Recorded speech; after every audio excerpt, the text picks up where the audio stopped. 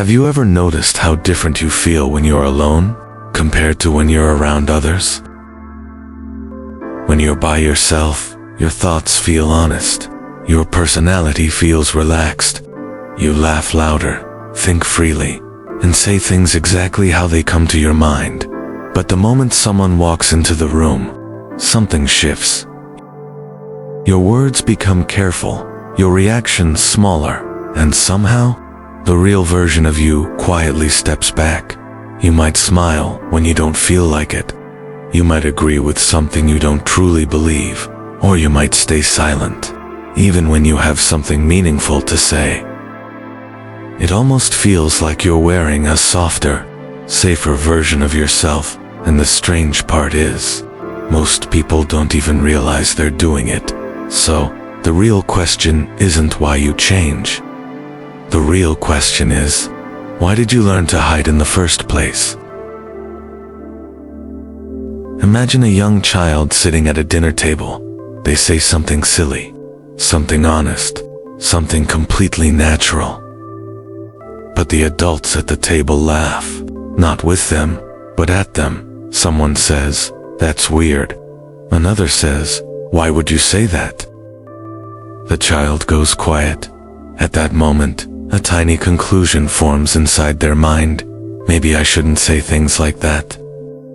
Days pass, weeks pass, and little by little, the child starts editing themselves.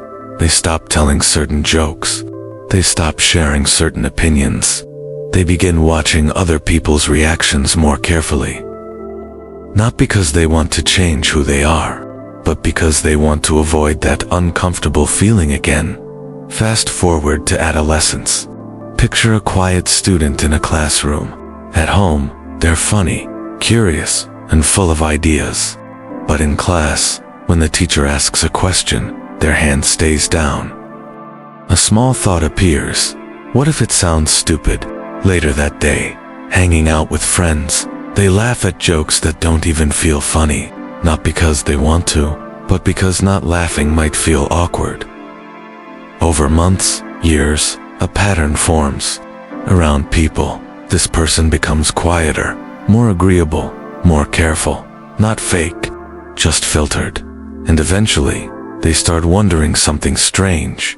Do people actually know the real me? From a psychological perspective, this habit is called social masking. It's when we hide parts of our true personality to feel accepted or safe in a social environment. And here's the fascinating part. It's not just common, it's human. Our brains are wired for connection. Thousands of years ago, being rejected by a group could mean danger or even death. So our minds developed a powerful instinct: adapt to the group. This instinct drives us to mirror others' behavior, tone, and opinions. But sometimes, the adaptation goes deeper. Instead of small adjustments, people hide entire parts of themselves. Maybe they hide their sense of humor. Maybe they hide their emotions. Maybe they hide their creativity, their opinions, or their sensitivity. Not because those things are bad, but because at some point, they were met with discomfort, criticism, or misunderstanding. The brain makes a protective choice. Let's keep that part private. And that protection isn't weakness, it's intelligence. Your brain is simply keeping you safe from rejection. The problem arises when hiding becomes habitual. Over time, people become experts at being what others expect, and strangers to themselves. The interesting thing about authenticity is that it rarely appears all at once. Most people don't suddenly decide to be completely themselves everywhere. Real authenticity grows in small, quiet moments. Maybe it's the moment you share what you truly think in a conversation. Maybe it's the moment you laugh without holding back. Maybe it's the moment you admit something honest instead of saying what sounds perfect. At first, these moments can feel uncomfortable. Your brain might still expect rejection, but often, something surprising happens. The world doesn't collapse. People don't instantly turn away. Sometimes the opposite happens. Someone leans in. someone relates, someone feels relieved that you're real.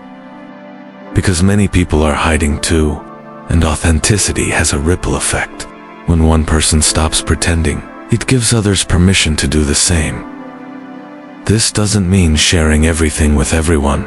Healthy boundaries matter, but there's a difference between choosing privacy and hiding who you are.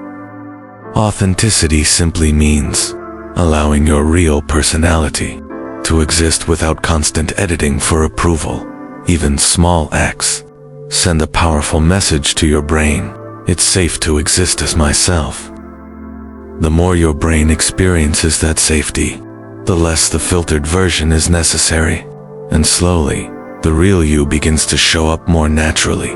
Not loudly, not dramatically, just honestly. If you've spent years hiding parts of yourself around people, there's nothing wrong with you. You weren't being fake. You were being careful. You were adapting. You were protecting yourself the best way you knew how. The beautiful thing is, your true personality never disappears. It's just waiting for the moment it feels safe enough to breathe again. And that moment doesn't have to be dramatic. It can start in small ways. A more honest sentence, a genuine laugh, a quiet opinion shared without overthinking it. Little by little, these small moments reconnect you with the person you were always meant to be. Not the perfect version, not the socially polished version, just the real one. And often, that's the version people connect with the most. Because in a world full of masks and polished appearances, realness feels incredibly refreshing.